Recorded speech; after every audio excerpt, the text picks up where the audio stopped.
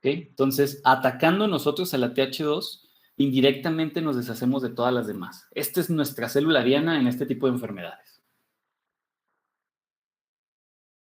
De las fases, pues hablamos de una fase inicial que es microscópica, es decir, no la vamos a ver. Hay reclutamiento masivo de células, vasodilatación, ¿sí? Hay espasmo del músculo liso y macroscópicamente eso lo vamos a ver como una hinchazón, ¿no? De la típica manifestación dermatológica de una alergia.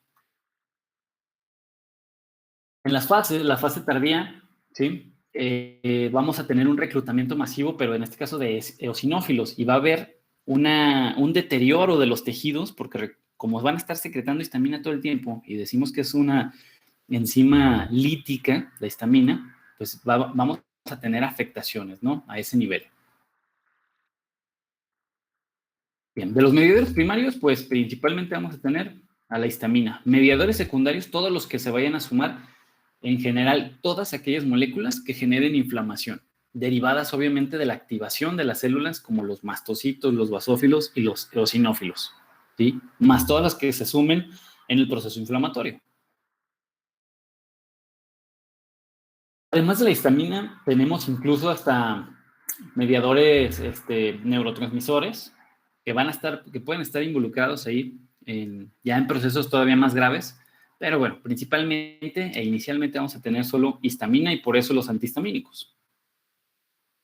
Ok, de las respuestas que comúnmente se tienen en estos pacientes, ¿sí?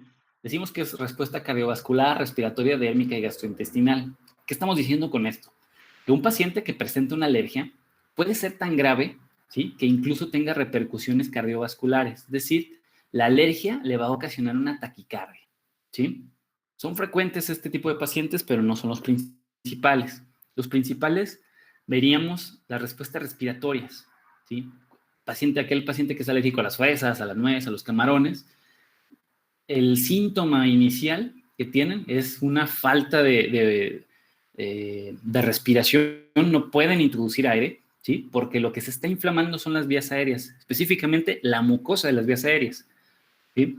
Pero eso también no deja de lado que pueda llegar a tener una respuesta dérmica. Por ejemplo, la apitoxina. La apitoxina es el veneno que tienen los aguijones, las abejas. Cuando una persona atópica le pica una abeja, muy probablemente va a tener manifestaciones solo dérmicas.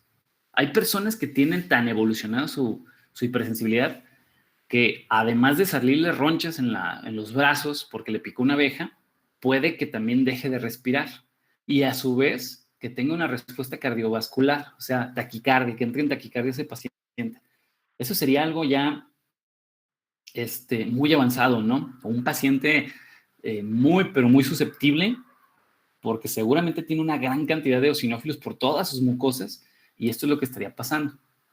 Y hay pacientes que, por ejemplo, al ingerir alimento, en vez de presentar síntomas respiratorios, lo que presenta son síntomas gastrointestinales. ¿De qué forma? Lo que sucede con estos pacientes es que la mucosa de los intestinos se inflama, van a sentir malestar y puede llegar a una inflamación tan drástica que detenga todo el peristaltismo del intestino, ¿sí? ¿Esto en qué afectaría? Pues el paciente se va a sentir muy mal, como si tuviera una pesadez estomacal y no va a poder tener evacuaciones en un tiempo, o por lo menos mientras tenga paralizado todo su intestino, ¿no? Finalmente, bueno, se puede solucionar rápido con antiinflamatorios, pero no cualquier antiinflamatorio. Tenemos que ver a qué nivel es la sintomatología y de ahí va a depender qué tipo de antiinflamatorio vamos a poder elegir. Por ejemplo, en una respuesta dérmica, probablemente baste con un antihistamínico, ¿sí? Y no requieras antiinflamatorios. Nos pregunta Cristina que si puede causar la muerte. Sí, sí puede causar la muerte en un evento drástico. Por ejemplo, en el intestino, que si puede causar la muerte cuando es intestinal, no, tendría que ser muy, muy, muy, muy drástico. No te puede causar la muerte por una simple razón. El paciente te va a llegar a consulta diciéndote que no ha podido evacuar, ¿sí? Cuando le preguntes, ¿cuánto tiempo? Probablemente te va a decir, no, pues tengo 4 días que no puedo evacuar y ya comí de todo y nomás no, y el paciente hasta deja de comer porque se siente mal, simplemente, ¿no? Entonces, tú puedes hacer un estudio de imagen y puedes ver qué es lo que está pasando, porque lo primero, digo, al principio no se te va a ocurrir que es una hipersensibilidad, seguramente vas a pensar en una obstrucción, ¿sí? Tendrías que descartar eso. Entonces, ya en la historia clínica tendrías que tú verificar que realmente comió algo que le hizo daño. Ahora bien, generalmente estas reacciones no duran más de una semana, ¿sí? Duran más de una semana siempre y cuando el paciente, imagínate que es alérgico a la nuez o a algún otro componente, alguna leguminosa, ¿no? Y el paciente la consume todos los días. Entonces ahí en ese caso sí puede durar más de una semana. Si solamente la consumió una vez, una semana aproximadamente se le va a quitar el malestar y va a regresar a la normalidad. ¿Sí? Pero ya 4 días de que el paciente no evacúe, pues claro que va a ir a consulta, ¿no? Seguramente lo va a hacer. Y tú tendrías que determinar bajo preguntas un buen cuestionario para darte cuenta qué fue, ¿sí? En los casos graves, pues se les puede inyectar corticoides a estos pacientes y salen de la bronca rapidísimo, ¿no? Entonces va a ser muy, muy, muy raro que un paciente se muera por esto. Se mueren por obstrucciones, digo, y me ha tocado verlas ahí en el hospital civil, de pacientes que han llegado con una obstrucción donde no pueden evacuar de una semana o semana y media, ¿no? Algo ya muy drástico, y entonces comienzan a haber perforaciones, pero ya estamos hablando que se originó por una sepsis, ¿sí? De que estaban infectados con alguna bacteria muy agresiva y les perfora el intestino, ¿no? Ahí sí vemos que el paciente se muere porque imagínate la cantidad de sepsis, si te llega a perforar un intestino y hay materia fecal entre los órganos, pues olvídate, es horrible, ¿no? El paciente es muy difícil que salga en una de esas. Pero por una alergia, sí sería muy difícil. Lo que sucede es que se va a engrosar el intestino y se va a paralizar. Basta con que el paciente deje de consumir el alimento para que la reacción comience a disminuir. Donde sí se pueden morir es en la sintomatología respiratoria. Por ejemplo, un paciente que tenga inicios de asma y que de repente consuma nuez y era alérgico a la nuez y empieza a inflamar todas sus vías aéreas. Si ese paciente ya había tenido inicios de asma, puede que en este momento desarrolle tal cual una crisis asmática. Si en ese momento no tiene el medicamento adecuado, sí puede llegar a morir porque la inflamación no va a ceder tan rápido. ¿Ok? Y aquí es donde les decía, aquí va a depender mucho, sí, por choque anafiláctico, en el caso de la sepsis, sí, por una inflamación tal cual, tendría que ser una inflamación sistémica, no tanto localizada. Por ejemplo, en el caso de la abeja, sí aplicaría el choque anafiláctico, ¿sí? Que te pique la abeja y que tú reacciones de manera sistémica, como en el caso que les decía, que tengas sintomatología dermatológica, respiratoria y cardiovascular, ahí sí puede tener un choque anafiláctico, siempre y cuando sea sistémica. Si es solamente localizada, estamos hablando de una mucosa, no va a ser tan fácil que desencadene un choque anafiláctico.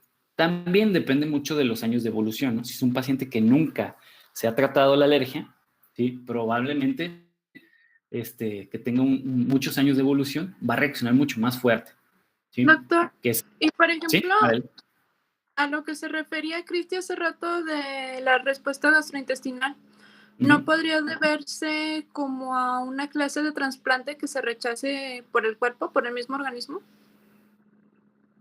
O sea que tú dices una respuesta gastrointestinal debido a un trasplante previo. ¿Tú te refieres a un trasplante como de riñón o de lo que sea? Ajá, algo así.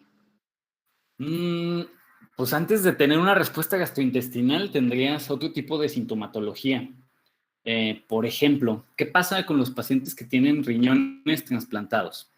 Si ese paciente deja de consumir los corticoides o sus inmunosupresores que le hayan recetado, antes de presentar una respuesta de este tipo, lo primero que va a pasar es que se va a empezar a hinchar otra vez, va a empezar con acumulación de líquidos en los tobillos, va a presentar mareos, va a presentar náuseas, ¿sí? Como si una especie de sintomatología de intoxicación. Nunca me ha tocado ver pacientes que tengan malestar o que digan tener malestar estomacal y que sea derivado por un trasplante. No lo dudaría porque sí puede estar conectado debido a la inflamación sistémica que ocasiona el rechazo al trasplante, ¿sí? Pudiera estar ahí relacionado. Pero así que se relacione directamente nunca me ha tocado, ¿eh? Y no, digo, tampoco en la literatura no lo ubico, pero lo voy a checar así específicamente y te tengo una respuesta. Pero que yo sepa, no, ¿eh? Antes de eso va a tener otro tipo de sintomatologías que van a manifestarse van a ser mucho más evidentes, ¿sí? Como cuando iniciaron en su diagnóstico, los trasplantados por riñón, que son los más comunes, que hay muchos rechazos, pues empiezan con malestares generales, ¿no? Mareos sobre todo, por la acumulación de radicales que tienen que eliminarse por la orina y pues se quedan ahí atrapados y empiezan a intoxicarse, ¿no? El paciente. Por eso se siente todo así todo el tiempo como con vértigo. ¿Sí? Y la acumulación de líquidos, que es típica. ¿Sale? ¿Qué les decía? Ah, sí. En el paciente con asma, por ejemplo, no es lo mismo un salbutamol a que le inyecten dexametasona. ¿Por qué?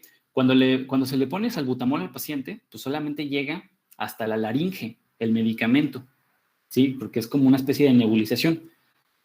Pero si el paciente ya tiene una crisis asmática severa, ¿sí? El salbutamol no le va a hacer mucho. Necesita una inyección vía sanguínea para que entre, ahora sí, hasta los alvéolos, el antiinflamatorio. ¿Ok? Entonces, aquí va a depender mucho de la evolución del paciente y de la gravedad en la cual ha llevado su enfermedad. Por eso hay que tener mucho cuidado. En la clase pasada les decía, nunca hagan una broma de si saben que alguien es alérgico, nunca le hagan la broma de darle ese componente al que es alérgico, porque se puede complicar mucho el paciente, ¿no? Y luego si no tienen a la mano un medicamento que lo saque de la crisis, puede ser mortal, ¿no? En algunos casos. Muy bien. Bueno, ya habíamos descrito todos los agentes a los cuales pudieras tú reaccionar. Lo que les decía, de parte de la sintomatología, pues va a ser la taquicardia, el salpullido, vamos a tener edemas, vamos a tener la rinorrea hialina, va a haber tos, estornudos, síntomas de asfixia, incontinencia urinaria, va a haber muchos indicios que te hagan pensar que esto es una alergia, ¿no? Más allá de una intoxicación. Y bien, les explico qué sucede aquí. En un paciente que tiene alergias, hay dos momentos. El primer momento le vamos a llamar sensibilización. Este primer momento nos explica la primera vez que tiene contacto con el agente al cual es alérgico, o sea, el alergeno. ¿Sí? En este primer momento el paciente no va a sufrir inflamación. Lo único que va a suceder es que el antígeno va a ser captado por las células B y como ya estamos diciendo que es un individuo atópico, es decir, tiene un exceso de TH2 y este TH2 está produciendo interleucina 4, la interleucina 4 en las células B, ¿sí?, reconfigura genéticamente hasta a que esta célula B que reconoció el antígeno se vuelva plasmática y produzca IgE, inmunoglobulina E. Entonces, en ese momento no pasa nada, ¿eh? El paciente no presentó ninguna sintomatología, pero ya está creando anticuerpos. En el segundo momento, ¿sí?, ahí es donde va a tener la respuesta alérgica. Ojo con esto. Por segunda vez, ¿sí?, en un periodo corto de tiempo, va a tener otra vez contacto con el mismo antígeno. ¿Qué va a suceder? Que ahora ya no lo van a reconocer las células B. Quien lo va a reconocer es esta IgE que se produjo anteriormente. Y esa IgE, como estamos diciendo, volvemos, es paciente atópico, tiene exceso de TH2, tendrá también exceso de interleucina 4, se van a estar activando los eosinófilos. Y los eosinófilos van a degranular histamina. Aquí en este momento es cuando va a presentar la sintomatología.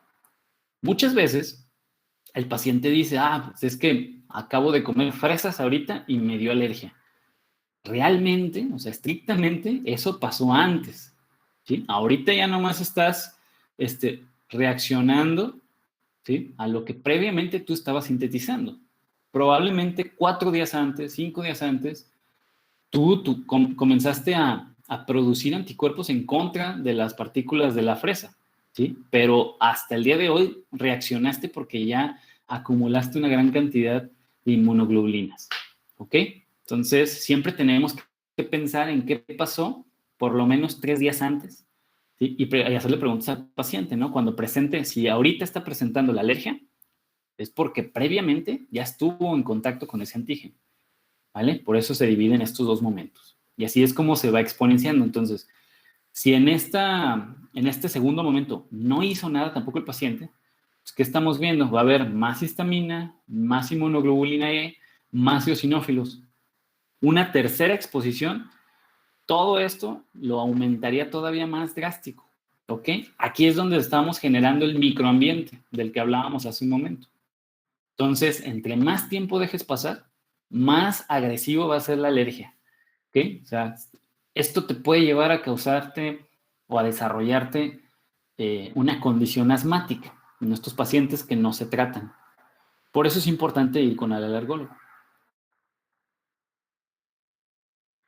Muy bien. ¿Qué vamos a hacer con estos pacientes? Pues la terapia le vamos a llamar desensibilización. ¿Qué tenemos que hacer? Una desensibilización está enfocada a inyectarte a manera de vacunas el antígeno al cual eres alérgico. Por ejemplo, les decía, si imagínate que tú eres alérgico a los perros, ¿no? Que realmente eres alérgico a la caspa del perro. Lo que hace el alergólogo, literal, es hacerte unas vacunas de caspa de perro, aunque suene bien raro, ¿no? En dosis pequeñas. Y te lo vas a estar inyectando 1 o 2 veces por semana durante 3 o 5 años. ¿Qué va a pasar? Vas a seguir siendo alérgico, o sea, no quiere decir que va a llegar un momento en que no vas a reconocer a la caspa del perro. Claro que la vas a reconocer, pero ya no por la IgE, sino por la IgG. En esos 5 años de terapia, lo que hacemos es saturar al paciente en sus células B productoras de IgE hasta agotarlas y no le va a quedar de otra al organismo que producir nuevas células B, pero estas nuevas células ya no van a producir la IgE, sino van a producir la IgG. En ese momento considérate inmunizado, ¿sí? Pero para llegar a ese momento se requiere muchísimo tiempo hasta agotar todas tus células. Imagínate, si tú eres alérgico desde hace 10 años, pues no esperarás tener la solución en unos cuantos meses, ¿sí? Todos esos 10 años estuviste generando clonas celulares que van a estar resguardadas en los ganglios. Por eso tenemos que saturarlas todas y te tenemos que hacer reaccionar una y otra vez hasta que las satures. ¿Sí? Por eso es una terapia muy larga, ¿no? La bronca con esta terapia es que no hay un apego eficaz del paciente. Aquí yo creo que sí hay una gran oportunidad en el campo de la medicina para inventar algo que pueda hacer que esta terapia sea más rápida. Ahorita hay una nueva propuesta de anticuerpos monoclonales para evitar precisamente aquellas células B que estén sintetizando inmunoglobulina E o una terapia de anticuerpos monoclonales dirigida a bloquear los receptores de los eosinófilos para no tener secreciones de histamina, ¿sí? Estas terapias cuestan alrededor de 30,000 pesos, pero es una sola dosis y con eso tienes ya para toda tu vida. Han sido muy efectivas. En México, desgraciadamente, todavía no han sido aprobadas. En Estados Unidos, si tú vas a Estados Unidos, tú te puedes comprar esos medicamentos ya. Aquí todavía no entran al mercado. Ojalá que ya pronto los tengamos por acá, porque beneficiarían mucho a la población. ¿Ok? ¿Alguna duda con hipersensibilidad tipo 1, chicos? No, doctor. Ok, muy bien, seguimos. Bien, continuamos con hipersensibilidad tipo 2. Okay. En la tipo 2 decíamos que los anticuerpos involucrados va a ser la IgG y la IgM. Y lo que vamos a ver aquí en este tipo 2, pues es lo que llamamos reacción cruzada, ¿sí? ¿Qué sucede aquí? que resulta que las células B terminan reconociendo nuestras propias células por error, ¿ok? El problema es que al reconocer nuestras propias células por error, van a generar anticuerpos en contra de nuestras células. Y ahí es donde comienza todo, ¿sí? Por eso la reacción cruzada. Imaginemos que tú tienes una infección por bacterias y de repente te encuentras rodeado por un montón de bacterias. Y estas bacterias comienzan un proceso inflamatorio donde tú tienes reclutamiento de células. Entonces, vas a tener aquí células combinadas con bacterias. Dentro de ese proceso inflamatorio llegan las células B. Y estas células B, pues comienzan a detectar estas bacterias para producir anticuerpos en contra de las mismas, ¿no? Pero ya son tantas y están tan combinadas con nuestras células que de repente una célula B se puede llegar a equivocar, ¿sí? Y reconoce nuestra propia célula y entonces genera anticuerpos que llamamos anticuerpos antirreceptores que van a opsonizar a nuestra célula. ¿Qué creen que va a pasar? Pues vamos a tener una lisis celular. ¿Por parte de quién? Por parte de aquellas células, como estamos hablando de IgG, IgM, células como las NK o los macrófagos, incluso los neutrófilos, que puedan reconocer la porción FC de las IgG, ¿sí? Van a terminar lisando a nuestra célula. ¿Sí? Eso por un lado. Por otro lado, también el complemento puede comenzar a activarse por la vía clásica. No nos preocupa tanto porque sabemos que tenemos inhibidores del complemento. La bronca va a ser que si hay una gran producción de anticuerpos, vas a saturar también a los inhibidores del complemento y va a llegar un punto en que ya no te van a poder defender. Y también se van a alisar las células. ¿Sí? Por eso decimos que esta hipercilidad es dependiente de un anticuerpo. Es decir, si no hay opsonización errónea, no va a haber hipercilidad tipo 2. Tiene que haber una opsonización, ¿sí? Por parte de la célula, de los anticuerpos, que la célula B haya reconocido una célula de nosotros. ¿Sí? Generalmente, esos anticuerpos están opsonizando receptores, por lo que llamamos anticuerpos antirreceptores. Bien. ¿Dónde se puede dar este tipo de reacciones? Cuando hay incompatibilidad sanguínea, tú puedes ocasionar ese tipo de errores. Imagínate cuántos millones de células le estás pasando, eritrocitos que no son su mismo grupo sanguíneo, ¿sí? Pues entonces puede haber ahí una reacción de este tipo, ¿no? ¿Dónde más podemos ver esto? Cuando hay incompatibilidad del factor RH madre-hijo, ¿sí? A lo que llamamos eritroblastosis fetal. Recordemos, si la mamá es O negativo y de repente su pareja, digamos que es A positivo, ¿sí? Genéticamente hay una probabilidad que de aquí resulte por lo menos un RH positivo. A lo mejor es O positivo, ¿sí? O un A positivo. De cualquiera de las dos formas, el RH va a ser positivo y entonces la mamá va a estar generando anticuerpos contra el RH en el primer embarazo. Y ahí no va a pasar nada. Es como el primer momento. La bronca va a ser en el segundo embarazo. En un segundo embarazo ya va a haber clonas y va a haber anticuerpos presentes que van a reconocer el RH positivo. En el segundo embarazo es cuando vamos a presentar la sintomatología, es decir, un aborto temprano. ¿Okay? También hay daño. Sí, perdón. Perdón, ¿cómo se llama la vacuna que tenía que ponerse? Se me olvidó la otra vez que lo mencionó. Cuando hay, cuando quieren planificación familiar, que es incompatible, Sí, que quieren la segunda cría.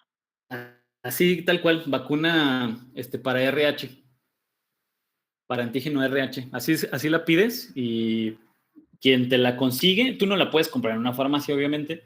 Esto es solamente bajo pedido y las consiguen los ginecólogos. O Okay, no sé si, bueno, no sé si los alergólogos también pueden conseguirla. Me imagino que sí, pero comúnmente quien te las consigue es el gine. ¿sí? Que es el que acudes a planificación familiar y ya le dices, oye, pues quiero tener un hijo y yo soy O negativo. Entonces ellos te consiguen la vacuna y te preparan como por lo menos unos 6 meses antes para inmunizarte y ya evitar problemas. Muy bien. También hay otro daño, ¿sí? Que con esta misma reacción se están reconociendo anticuerpos antirreceptores, daño a membranas basales, que te puede ocasionar nefritis tóxica o daños en el pulmón, también puede suceder, o daño a la piel. A esto llamamos pénfigo vulgar. ¿Sí? No sé si alguna vez han visto cómo se ven los pacientes que tienen pénfigo, pero bueno, espero no estén desayunando, se ven así. Bien, ¿qué es lo que está pasando aquí? Fíjense, en esta imagen inferior izquierda, ¿sí? Aquí podemos ver, ¿sí?, como una especie de edema. Lo que sucede es que las células B reconocen tantas células epiteliales que se generan un montón de anticuerpos que van a reconocer a las células de la piel. Y en ese momento, todo el sistema inmune se vuelca contra nosotros y empieza a atacar todas estas células y se forman placas inflamatorias, como lo vemos aquí. Todo esto es inflamación hasta este punto. Si esa inflamación no se resuelve pronto, pues entonces evoluciona a lo que vemos aquí, necrosis. ¿Por qué? Porque va a haber tanta destrucción al tejido, ¿sí?, que incluso los vasos sanguíneos se van a comenzar a destruir y ahí es donde vamos a tener el problema, porque vamos a tener hipoxia localizada, ¿sí? No va a haber una irrigación sanguínea eficiente y entonces va a comenzar a necrosarse todo este tejido. Esta patología, ¿sí?, es crónica, bueno, es aguda de alguna manera, pero me refiero a crónico, a que si no la detienes va a seguir, va a seguir, va a seguir, va a seguir avanzando, avanzando, avanzando, ¿no? Y puede comenzar como esto. Imaginen, vean esta imagen, que las placas comienzan como de alguna manera pequeñas y luego van siendo cada vez más abundantes, como vemos en esta imagen. Por todo el cuerpo las va teniendo y luego esas placas se van fusionando, como lo vemos aquí. Y entonces se va haciendo una placa muy, muy grande y esta placa, se fijan aquí ya hay zonas de necrosis, ¿sí? Toda esta placa que se fusiona va a terminar así, en necrosis total. ¿Se imaginan lo doloroso que puede llegar a ser esto? Entonces hay que detenerlo con medicamentos que actúen de manera inmediata, ¿sí? Y que detengan la inflamación rápidamente. Los más efectivos, de nueva cuenta, van a ser los corticoides, ¿sí?, para detener esta reacción. Otro tipo de enfermedad clasificada como hipersensibilidad tipo 2 es la enfermedad de Graves, ¿sí? La enfermedad de Graves es una tiroiditis, es un daño a la tiroides, se reconoce como si fuera un antígeno a esta tiroides, y esto ocasiona que sea opsonizada y por lo tanto destruida. Y ustedes saben que si afectamos la glándula tiroides, pues va a haber una desregulación hormonal de las hormonas, la T3, la T4 sobre todo, ¿sí? Y vamos a tener sintomatologías como una tiroiditis, ¿sí? Nos dice que la etiología es desconocida. Esto se debe a que se cree que hay un antígeno en común, algún virus o alguna bacteria que pueda desencadenar esto, pero no lo sabemos todavía. Lo que sí sabemos es que para que te dé este tipo de enfermedades es que tú tienes que tener un componente genético. O sea, no te va a dar así nomás porque sí. ¿Ok? Ok. De la sintomatología, pues esto es lo más evidente, ¿no? Fíjense, esta es la característica típica de los enfermos de tiroides. ¿Sí? Hay una condición que se llama exoftalmos, ¿sí?, que es ese como, digamos, no es que los ojos se le hagan más grandes, sino que desde atrás se va empujando. Esto debido a lo siguiente, les explico. El ojo, ustedes saben que detrás del ojo pues, está la retina, ¿sí? El globo ocular más o menos lo vamos a ver así.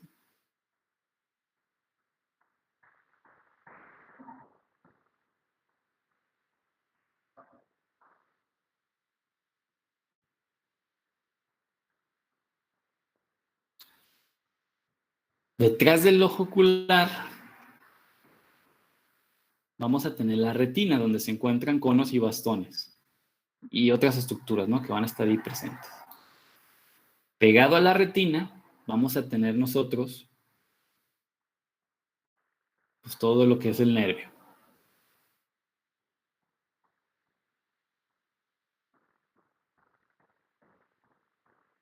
¿Ok? Entonces, cuando este proceso inflamatorio comienza a suceder, ¿sí?, que estamos diciendo que está aquí en la tiroides y que por eso el famoso bocio, esa acumulación, como si fuera pues sí, una hinchazón, ¿sí? Sabemos que hay una comunicación tiroides, ¿sí?, con hipotálamo, ¿ok? Hay un eje ahí de comunicación. Ese eje comienza a descontrolarse y comienza a haber inflamación, tanto en tiroides, ¿sí?, como a nivel cerebro. El problema es que la inflamación a nivel cerebro te genera TGF-beta.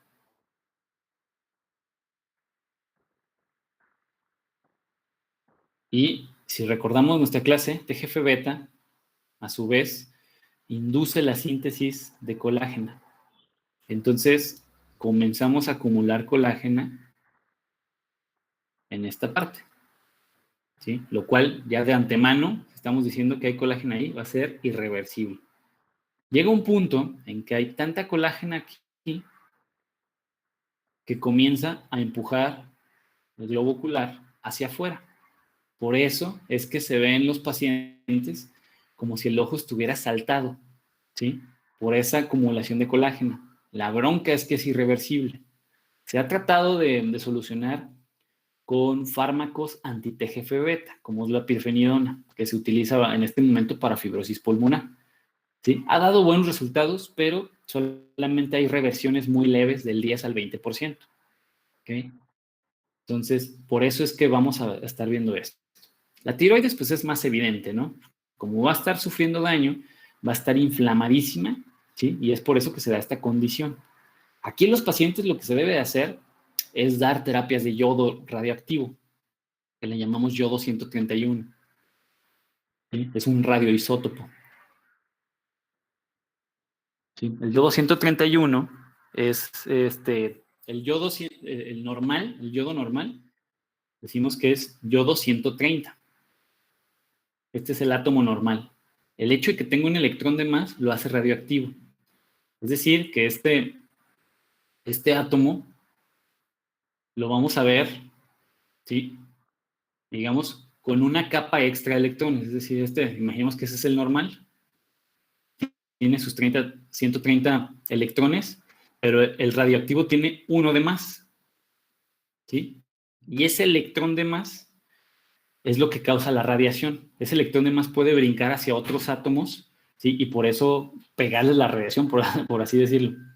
La terapia es que consiste en que hacer tomar yodo 131, el radioactivo, al paciente, para que cada vez que pase por aquí, el radioactivo se vaya fijando en la tiroides, ¿sí? Entonces es como una manera de radiar a la tiroides. Obviamente se va a radiar todo, ¿no? Boca, dientes, lengua, pero también se va a radiar la tiroides. La intención es la destrucción paulatina, ¿sí?, con esta radiación, aunque puede llegar a tener consecuencias en otras zonas, ¿sí?, porque prácticamente estos pacientes los debes de mantener aislados. Si bien localizadamente estamos radiándolo, ¿sí?, también se va a radiar su ropa y se va a radiar la cara, todo, ¿sí? Y este paciente lo vamos a tener que aislar totalmente hasta que termine su terapia, ¿sí? Aunado a eso, incluso se puede dar radiación con rayo láser, ¿sí?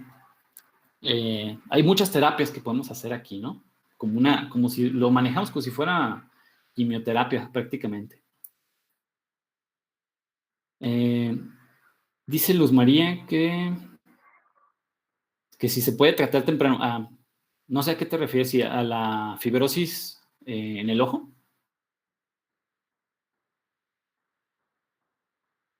Sí, Doc. Si te das cuenta, si tú diagnosticas de manera temprana, sí puedes hacerlo, ¿eh?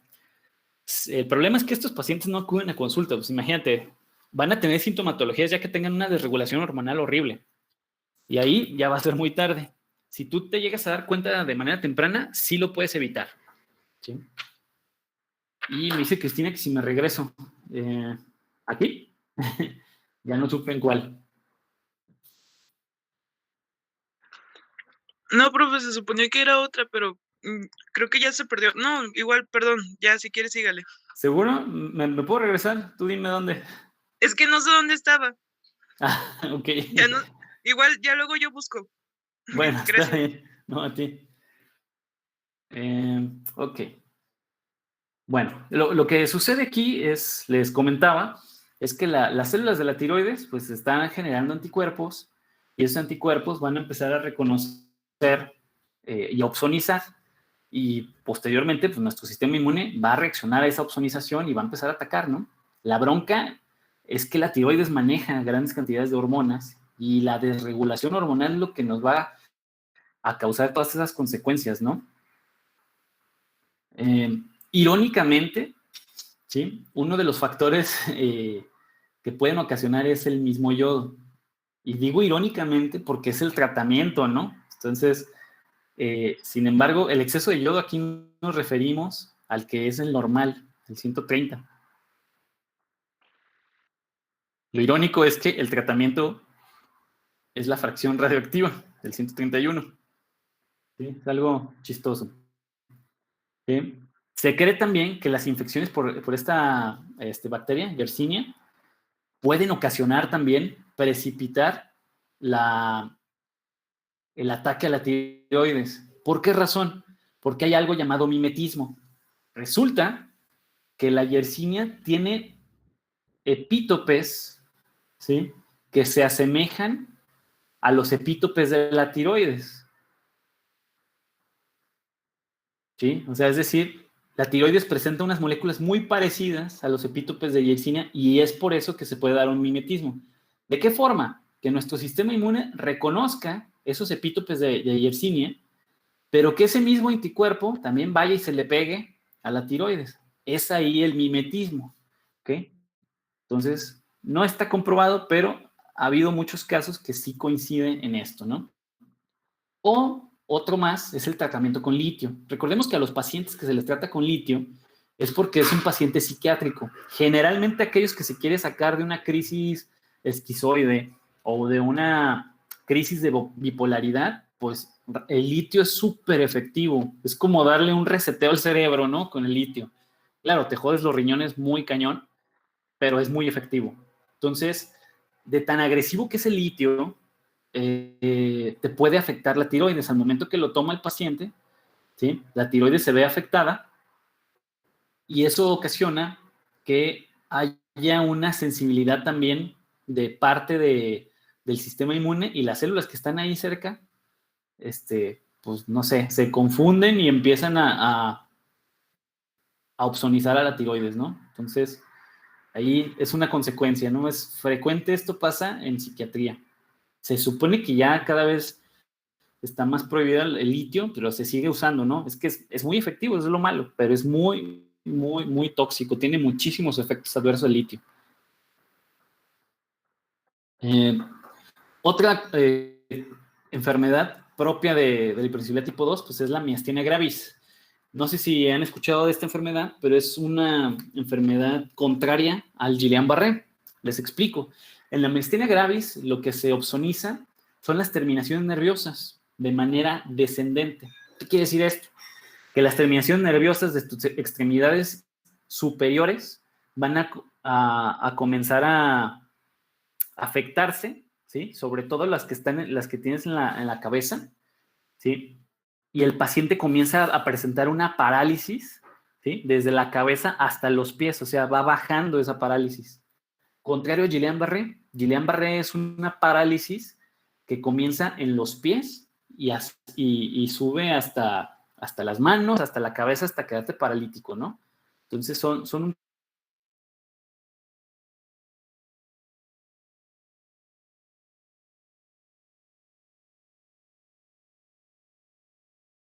pues es un poco rara, por así decirlo, sucede de 3 a 6 por cada millón de habitantes, ¿sí? Sucede más en hombres de 60 a 70 años y en mujeres de 20 a 30 años. Aquí, pues, es de llamar la atención, ¿no? Y fíjense que hay una condición también llamada artritis juvenil que sucede a la misma edad. Entonces, hay algo, se cree que es un factor hormonal lo que puede precipitar en esta edad a que las mujeres puedan padecer algún tipo de hipersensibilidad. Sobre todo, ojo, si tienen herencia. No quiere decir que a todos les va a pasar, solo si tienen herencia. Bien, en el mecanismo de daño, como habíamos dicho, el hecho de que esté opsonizándose por IgG o por IgM nos condiciona a que todas las células que tengan el CD16 o que tengan receptores para verificar estos anticuerpos nos van a atacar. Eso por un lado. Por otro lado, la reacción que vamos a provocar con esta opsonización por parte del complemento va a ser otro daño añadido a lo que ya se tenía por las propias células. Entonces van a ser dos maneras de atacar, ¿sí? Por eso esto es un tipo de autoinmunidad prácticamente. ¿Sale? Otras condiciones donde podemos ver hipersensibilidad tipo 2, el lupus eritematoso. Ojo con esto, ¿sí? Lupus eritematoso es tipo 3. ¿Sí? Está clasificado como hipersensibilidad tipo 3. A lo que estoy diciendo es que dentro ya del esquema de la enfermedad puede cursar por tipo 2. O sea, pero ya estando presente, estamos diciendo es tipo 3. Otra condición, la artritis también puede cursar, repito, puede cursar por tipo 2. Aquí hay algo bien chistoso, porque muchos pacientes creen que, y seguramente se los han dicho ustedes, ¿no? Que si lavas los platos y luego calientas algo, si lavas los platos y planchas al mismo tiempo, te va a dar artritis. ¿Sí? Me imagino que a muchos de ustedes se los han dicho.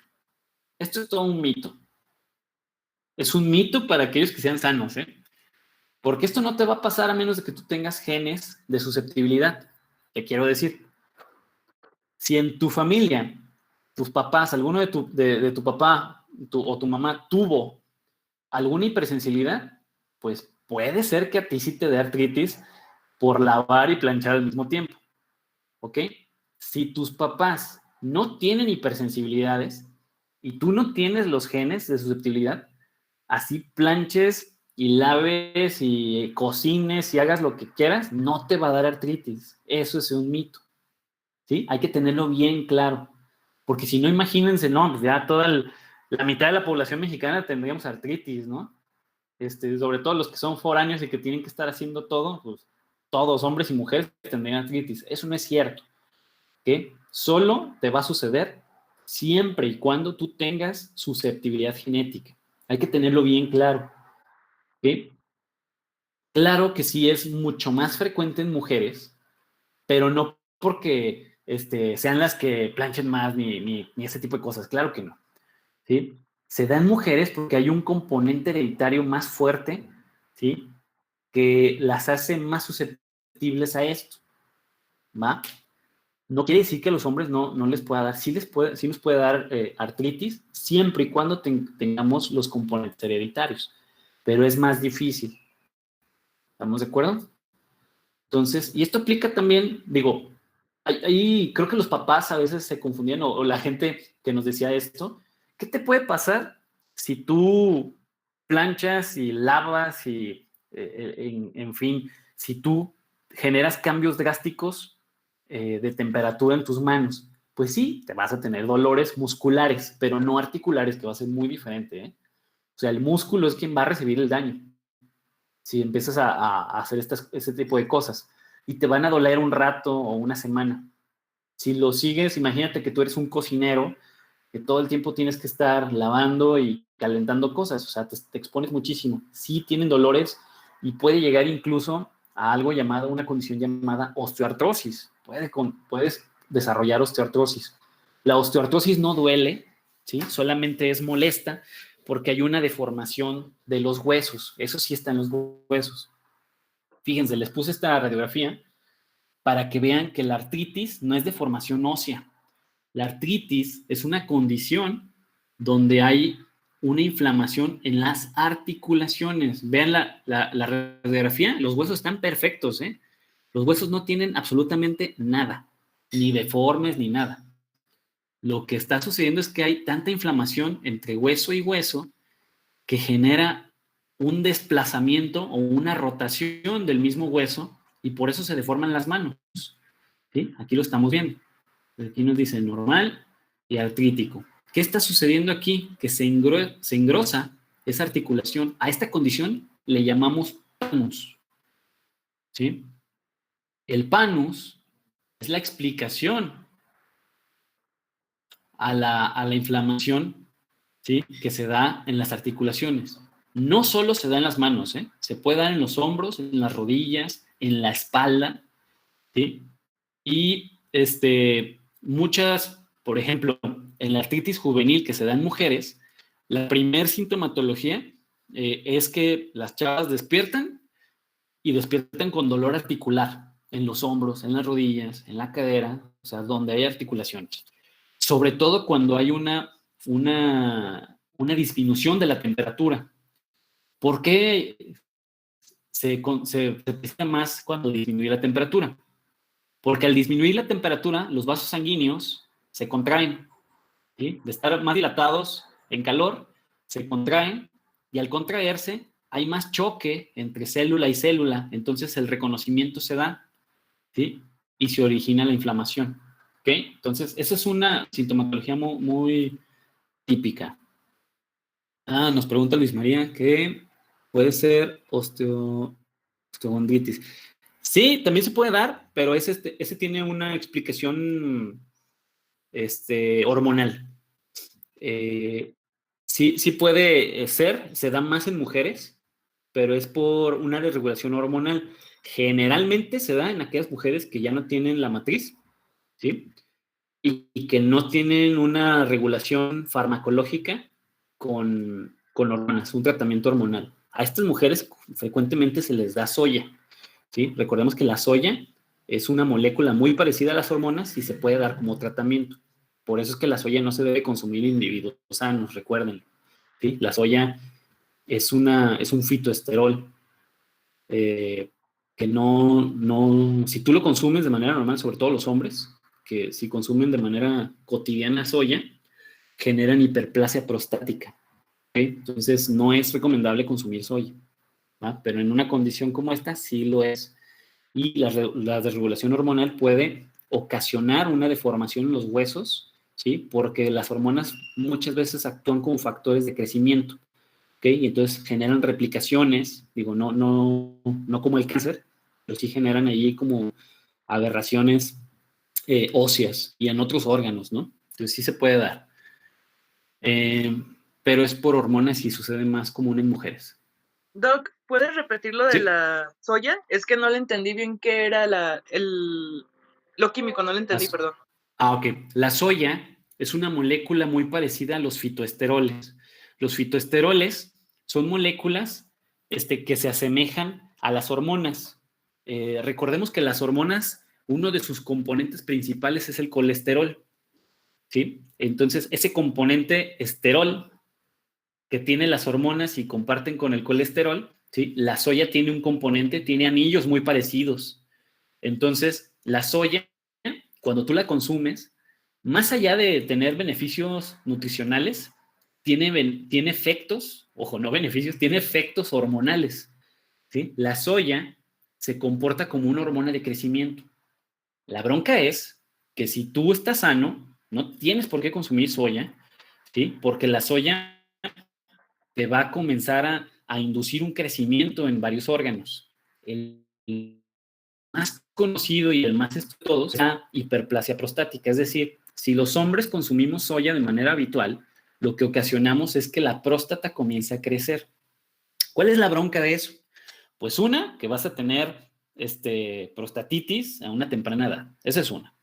Dos, que si tú tienes mutaciones genéticas por herencia de tus padres para desarrollar cáncer, pues vas a desarrollar cáncer más rápido, ¿no?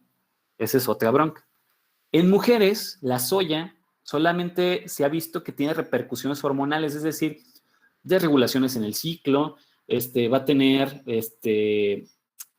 afectaciones en lo que es todo la dermis, puede haber ahí afectaciones, no te puede acercar, no hay evidencia hasta este momento que la soya te pueda acelerar un proceso cancerígeno en una mujer. Al contrario, irónicamente, los pacientes que tienen cáncer y que están bajo tratamiento de quimioterapia, se les receta soya para compensar los niveles hormonales. Pero ojo, en todas estas ocasiones, la soya siempre se utiliza como un sustituto hormonal. Entonces, por eso no es recomendable comer soya, ¿sí? A menos de que estés bajo tratamiento de quimioterapia o que tengas una terapia sustituta a una hormona, ¿sí? Que esto, en la mayoría de los casos, excluye a los hombres, ¿no? Generalmente, quienes requieren mayor atención hormonal son las mujeres. Los hombres, tal vez, después de los 60 años, puede que sí les funcione, ¿sí? Pero no es recomendable. En una Doc, persona sana no es nada recomendable. ¿Sí? yo nada más me perdí un poquito en la cuestión de la soya con la hormona del crecimiento. ¿Cómo funciona ahí? Les decía que funciona parecido como si fuera una hormona de crecimiento. ¿En qué sentido? En que la soya, al comportarse como hormona, induce la proliferación de células. A eso me refiero con crecimiento, ¿sí? No que sea igual a una hormona de crecimiento, sino que actúa muy parecido a una hormona de crecimiento. Por eso es que se asocia a la hiperplasia prostática. Pero resulta, por alguna extraña razón, la soya llega a fijarse en las células de la próstata y ahí es donde induce proliferación celular. Entonces la próstata comienza a crecer, a crecer, a crecer, a crecer y la persona comienza a tener problemas. ¿Sale? Sí, gracias. Muy bien. Doc, otra No, por pregunta. nada. Entonces, ¿podría funcionar como un Sí. regulador de hormona cuando la mujer está entrando a la menopausia? Sí, claro. De hecho, ahí sí lo recomiendan. Sí, porque en vez de que tú compres fármacos, sustitutos hormonales sintéticos, tú puedes consumir soya. ¿Sí? Claro que tiene que estar vigilado por un médico para que puedas semejar la dosis, ¿verdad? No nomás así de, me voy a comprar mi jugo Hades. Pues no. El médico te tiene que decir, mira, tantos gramos de soya al día es lo que tienes que consumir, ¿va? Para poder llegar a ese sustituto hormonal.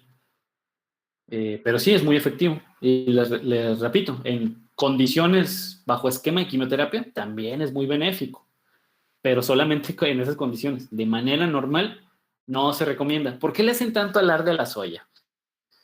Porque hay un concepto erróneo que viene desde el veganismo, donde dicen que la soya es lo más nutritivo del mundo. Y es que la soya es un alimento muy barato de producir. Ese es el gran problema. Los chinos y los japoneses lo producen en masa de manera muy barata y lo venden caro porque te venden la idea. Es como la chía. Yo cuando estaba niño, la chía hasta te la regalaban, ¿no? O sea, pues era la comida de los pájaros. Mi abuela la compraba para dárselos a los pájaros y ahorita la chía, no, quieres comprar chía y te la venden como oro molido. Lo mismo pasó con la soya, ¿sí? La soya era, pues un alimento que sembrabas, crecía rapidísimo en donde quiera, lo cultivabas rápido, pero los veganos lo comenzaron a elevar, vaya. Sí tiene proteína y sí tiene muchas cosas que serían benéficas si no tuviera esa parte de fitoesterol. Desgraciadamente tiene esa parte de fitoesterol y por eso se está descartando en muchas partes, ¿sí? Solo que muchas veces no nos informamos de qué es lo que consumimos. Por eso, ¿por qué creen que hubo tanta bronca hace como un año cuando Profeco sacó a la luz que cuando comprabas tu atún Dolores tenía soya? Pues y había un montón de bronca y la gente se empezó a enojar, ¿no? Y la comunidad médica dijo, no manches, están metiendo soya en vez de atún. O sea, y en muchos alimentos meten soya para rellenarlo, ¿sí? En vez de una comida, ¿no? Dice, ¿cocinas con el aceite de soya también? Pues a lo mejor vas a tener una dosis pequeña, pero tampoco es recomendable. ¿Sí? O sea, cualquier cuestión que tenga soya, no te la recomiendo. ¿Sí? No, no es muy recomendable. por esta razón. Y más si eres hombre, recordemos, la soya tiene más repercusiones en los hombres que en las mujeres. ¿Sí? Entonces, no te la recomiendo. No quiere decir que te va a pasar algo si te tomaste un jugo ADES una vez al mes. Pues no. El problema es cuando es recurrente. Por ejemplo, si tú cocinas con aceite de soya todos los días, pues ahí sí probablemente en unos cuantos años vas a tener broncas. ¿Sale? Entonces sí, hay que tener cuidado con eso. Si no es recomendable el consumo de soya, así nomás porque sí. Una vez de vez en cuando, pues no creo que vaya a pasar nada. Pero si es de manera recurrente, sí, piénsensela 2 veces. Va. ¿Alguna otra duda, chicos, antes de continuar?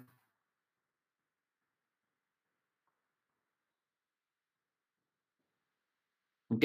Entonces continuamos. Otro que también transita por hipersensibilidad tipo 2 es la tiroiditis de Hashimoto, que se parece muchísimo a la enfermedad de Graves. Y es que sucede, pues es algo muy similar, ¿no? Un ataque a la tiroides, hay una inflamación en la tiroides, es la regulación hormonal. Bien. Hipersensibilidad tipo 3. La tipo 3, decíamos que están involucrados todos los anticuerpos. ¿Por qué? Porque lo que se forma aquí son masas de anticuerpos que van a estar en circulación sanguínea y van a comenzar a bloquear algunos capilares, ¿no? ¿Cómo surge una hipersensibilidad tipo 3? Por una infección persistente, puede ser, por una enfermedad autoinmune derivada de cualquier otra hipersensibilidad, ¿sí? Contacto con antígenos que te estén ocasionando la producción de anticuerpos y en general toda condición que te haga generar anticuerpos de manera excesiva, contrario a lo que se pudiera pensar, decir, yo tengo un montón de anticuerpos, es totalmente no benéfico, porque cuando tú acumulas anticuerpos en sangre, estos anticuerpos, recordemos, son proteínas, se empiezan a pegar unos con otros, ¿sí? Y forman masas proteicas enormes donde pues ya no van a servir para empezar, ya no te van a servir para opsonizar y solamente es como si tuvieras un émbolo ahí circulando en la sangre y se va a tapar algún vaso sanguíneo, ¿sí? Entonces, de estos, lo que más va a ocasionar es que estos complejos, aparte de unirse a un montón de anticuerpos, se pueden llegar a unir incluso hasta células, ¿sí? Los inmunocomplejos se tienen que eliminar mediante fagocitosis, pero a veces el inmunocomplejo es tan grande, ¿sí?, que la célula que quiere fagocitarlo, pues no puede, y la célula muere. Entonces, al morir, se hace parte del inmunocomplejo. Entonces ya la masa de proteínas con células crece y es por eso que bloquea pequeños capilares. Hay una reacción, se llama reacción de Artus, ¿sí?, que es una condición de esta hipersensibilidad tipo 3. La reacción de Artus es una hipoxia localizada. Es decir, imaginemos que ustedes tienen a un paciente con alergia y tiene muchísimos años de evolución. Si ustedes observan sus manos y en sus manos presenta, me estoy tardando en dibujar esta mano.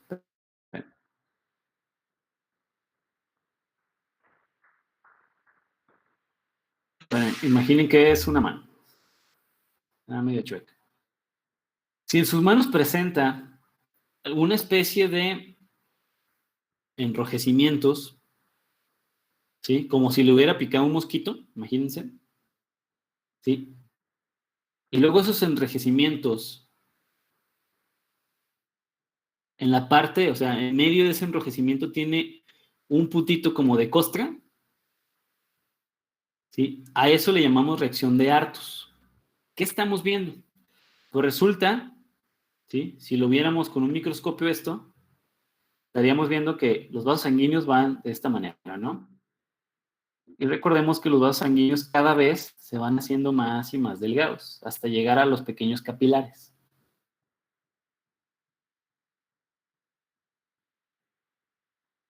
¿Sí? Lo vamos a ver así. Okay. En las extremidades como en los dedos, y en las manos, en los pies, incluso en los pabellones auriculares. ¿Sí? Recordemos que el pabellón auricular pues, es un sitio que está en la oreja, que está muy alejado y no hay tanta circulación sanguínea.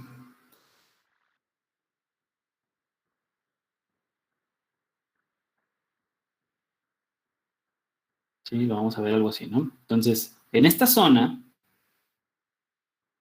el pabellón auricular, ¿sí? Sería este. Entonces, aquí también vamos a ver esa especie como de picazón de un insecto, ¿no? ¿Qué está sucediendo? Pues que resulta que los inmunocomplejos, que estamos diciendo que son masas de anticuerpos que están ahí en circulación sanguínea, esas masas de anticuerpos van a viajar por la circulación hasta que lleguen a un pequeño capilar y se van a atorar ahí. Y entonces todo lo que haya después va a generar hipoxia. ¿Sí? Todo esto que sigue de los vasos sanguíneos, pues va a dejar de recibir oxigenación y entonces va a comenzar a necrosarse. Por eso esa pequeña costrita que pusimos ahí, ¿sí? Simula esa hipoxia. Entonces van a ser pequeñas zonas de necrosis. ¿Sí? Se van a notar sobre todo en aquellas zonas menos irrigadas, por eso hablábamos del pabellón auricular. ¿Sí? En aquellas zonas que no tienen tanta irrigación sanguínea, ahí es donde más va a afectar. ¿Sí? Entonces, a eso le vamos a llamar reacción de Artus. Cuando un paciente tiene alergias y vemos que la evolución de la alergia ya tiene muchísimos años y de repente vemos reacción de Artus, lo segundo que tenemos que vigilar son los riñones. ¿Por qué los riñones? ¿Qué tiene que ver aquí los riñones? Porque habíamos dicho que estos inmunocomplejos también se podían atorar en las nefronas, en los túbulos coroneados distales y proximales. ¿Sí? En estas zonas de la nefrona se pueden atorar ahí. Entonces la nefrona se va a apoptosis y eso ocasiona que poco a poco el riñón, ¿sí? Se va viendo afectado, ¿sí? Va a haber zonas de necrosis en el riñón y va disminuyendo el filtrado, ¿sí? de este órgano y va a ocasionarte una enfermedad renal crónica a largo plazo. Entonces, fíjense todo lo que estamos observando por una acumulación de inmunocomplejos. ¿Sí se entendió o alguien tiene una duda con esto?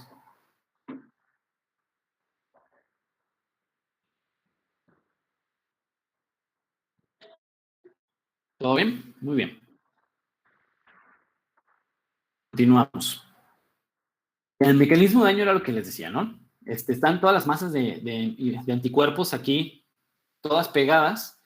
Los macrófagos intentan deshacerse de ellas y el macrófago muere, ¿sí? Calcificándose ahí y entonces de ser algo pequeño comienza a ser algo grande, toda una placa enorme, ¿sí? De materia que se va a desprender y va a comenzar a viajar por circulación sanguínea hasta tapar un pequeño capilar. Y bueno, todas estas enfermedades están ligadas a la hipersensibilidad tipo 3 que pueden cursar. Recordemos que la tipo 3 puede estar presente, puede coexistir con otro tipo de hipersensibilidad. Es decir, puedes tener un paciente con hipersensibilidad tipo 1 y tipo 3 al mismo tiempo.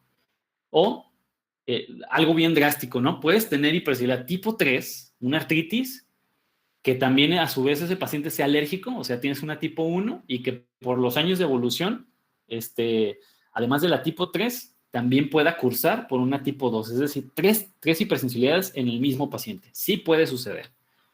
¿Okay? La única que está un poquito más separada de las demás es la tipo 4. La tipo 4 decíamos que es una hipersensibilidad mediada por células T. ¿Okay?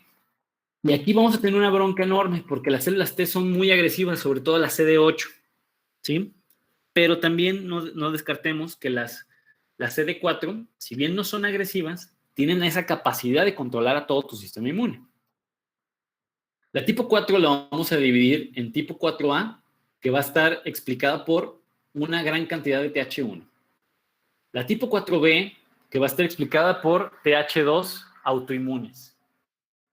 La tipo 4C por células CD8 y la tipo 4D por células TH17. Esta es la más agresiva de todas, ¿sí? La TH17, y de aquí es donde deriva el Guillain-Barré, ¿sí? Que es TH17. Y esto es porque se produce una interleucina llamada interleucina 17, que está en las TH0, pues termina convirtiéndolas en TH17. De nueva cuenta, esto en un paciente sano no va a suceder. Todas estas condiciones van a suceder solamente en aquellos pacientes que sean genéticamente susceptibles, es decir, que tengan una herencia, un componente hereditario, ¿vale? Mucho se ha dicho, sobre todo hablando de Guillain-Barré, que es por TH17, que la vacuna del papiloma, seguramente han escuchado ustedes, te dicen, es que la vacuna del papiloma te genera Guillain-Barré. No es cierto, ¿sí? Te va a generar Guillain-Barré siempre y cuando tú tengas genes de susceptibilidad, ¿ok? Pero así, no, puede que si tú tienes genes de susceptibilidad para Guillain-Barré, no solo la vacuna, un piquete de abeja, una infección bacteriana, hay muchos componentes que te pueden precipitar un Guillain-Barré siempre y cuando tú tengas genes que precipiten un Guillain-Barré. Sí, ya estamos en hipersensibilidad tipo 4. Perdón, es que la conecté acá, no les dije cuando les puse esto, que les decía que era la única que estaba separada de las demás, ¿sí? Por ser celular. Y les digo, entonces, no es que la vacuna del papiloma te dé Guillain-Barré como efecto adverso, no. Solo te va a ocasionar Guillain-Barré siempre y cuando tú tengas herencia, ¿vale? No crean todo lo que lean ahí en Facebook, ¿sí? Ahora, ¿cómo sabes si tienes Guillain-Barré? Es más, miren, si vas con un alergólogo y tú no sabes que tienes Guillain-Barré y tienes los genes y al momento que te haga la prueba de alergias en un brazo, con eso tienes para que también te dé Guillain-Barré, ¿sí? Entonces, no sé si me estoy explicando.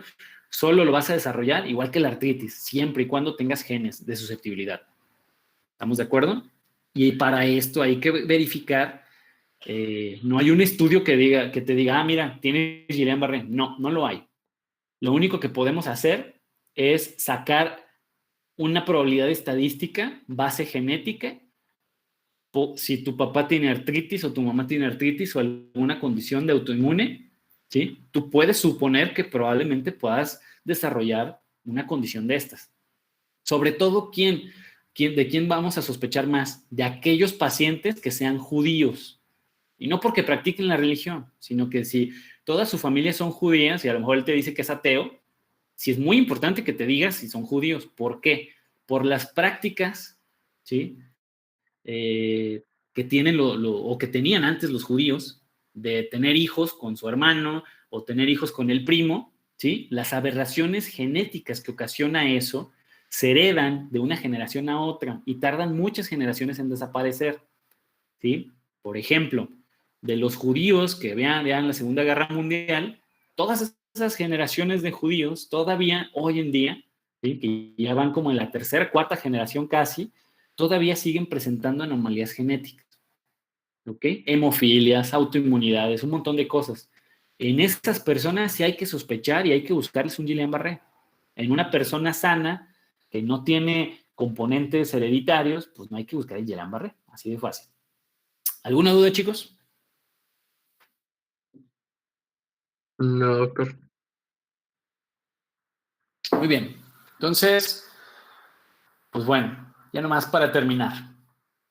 Les decía que al ser celular, pues va a ser más tardado, ¿sí? La condición que desarrolle o precipite la reacción autoinmune va a durar por lo menos unos 7 días, porque ese es el tiempo en que tarda en activarse las células T y en clonarse. Y puede ser dada por contacto, puede ser dada por, bueno, generalmente es por contacto porque se le tiene que presentar un antígeno a la célula T a través de una APC, por un MHC, ¿sí? Para que pueda comenzar a reaccionar. Y puede ser desde sintomatología dérmica hasta sintomatología neurodegenerativa, como lo dice el Guillain-Barré. Aquí tenemos un ejemplo. Fíjense, aquí se precipitó una hipersensibilidad mediada por CD8, ¿sí? Donde estamos viendo una inflamación precipitada por un tatuaje, ¿sí? O sea, por contacto. La tinta del tatuaje fue lo suficientemente drástica para comportarse como ese antígeno que condicione a este paciente, que seguramente no sabía que tenía hipersensibilidad tipo 4, ¿sí? Y reaccionó a la tinta y empezó a generar inflamaciones. Esta, por otro lado, es una dermatitis por contacto que ina, seguramente tuvo contacto con algún alérgeno y ese alérgeno fue lo suficientemente capaz de desencadenar una activación de alguna célula T. ¿Ok? Y pues bueno, este sería el ejemplo de la fresa. ¿A cuál te refieres? O sea, ¿consumir fresa o tener contacto con fresa? ¿O a qué te refieres con el ejemplo de la fresa?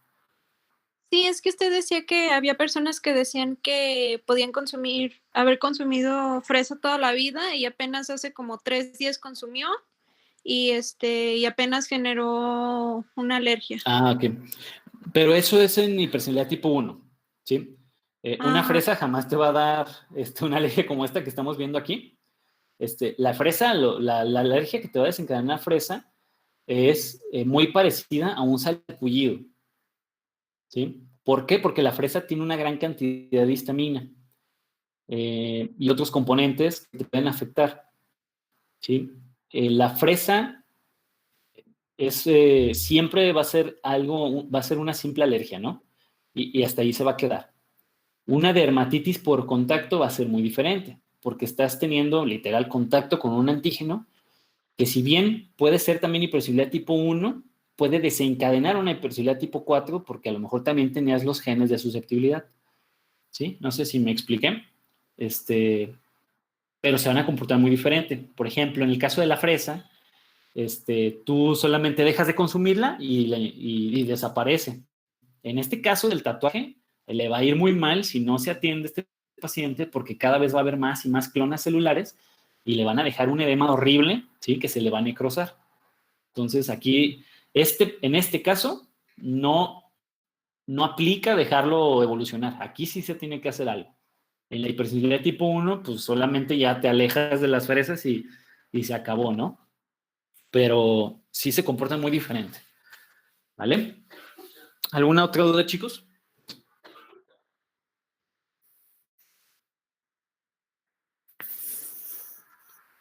Muy bien, pues entonces le dejamos hasta aquí. Ya con esto terminamos hipersensibilidades. La intención de esta clase de darles esta pincelada de hipersensibilidades es que les voy a dejar un trabajo final donde ustedes me van a tener que explicar una enfermedad autoinmune con sus vías de señalización. ¿Sí? Quiero que apliquen todo lo que hemos visto en este par de meses, ¿sí? A explicarme una hipersensibilidad o una enfermedad autoinmune de manera muy, muy, muy molecular. Que si me dicen, el paciente tiene una manchita en la cara, que me digan cuáles son las moléculas que precipitaron esa manchita en la cara, ¿sí? Ese va a ser como su trabajo final para poder lograr la evaluación.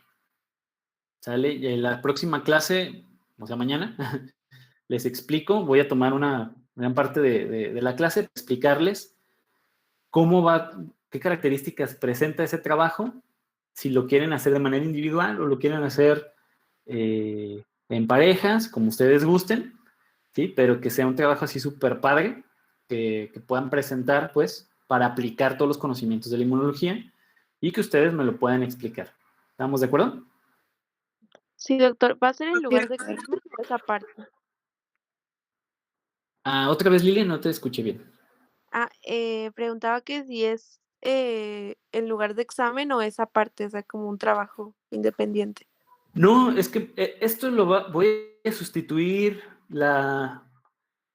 toda la parte que teníamos destinada a las prácticas. Es que había una esperanza al inicio del semestre, no sé si recuerdan que les dije que había esperanza de que si todo evolucionaba bien con la pandemia, íbamos a ir a prácticas. Pero pues bueno, ya nos confirmaron desde hace rato que pues no, eso no va a ser posible. Entonces hay un rubro que era prácticas, que era como un 10%, 20%. Entonces, en vez de las prácticas, para sustituir esa calificación, pues lo que se me ocurrió es que pueden ustedes explicarme una enfermedad, la que más les guste, nomás les pediría que no se repitiera, mañana les explico bien, y la presenten, ¿sí? Que me expliquen así como si fuera una clase, vaya, de una enfermedad muy específica. Y para yo darme cuenta, pues, de dónde, más que nada, más que ponerles una calificación, pues, lo que yo quiero ver es qué tanto pudieron aprender para aplicar sus conocimientos pues, en dar una explicación a una enfermedad, ¿no? Esa es mi intención. ¿Vale? Pero mañana les explico a detalle cómo quiero el trabajo y aparte, pues sería el examen en el ordinario que le llaman. ¿Sí? Ese lo vamos a hacer entre todos los profesores, somos 3 profesores. Vamos a hacer un examen único para todos los grupos de inmuno y eso lo vamos a aplicar como lo hemos estado aplicando, ¿no? Mediante Classroom para poder, perdón, mediante la plataforma de Moodle y lo van a contestar como siempre, ¿no? ¿Sale? Sí, doctor, gracias. Muy bien, chicos, pues si no tienen otra duda, nos vemos mañana. Sí, mañana vamos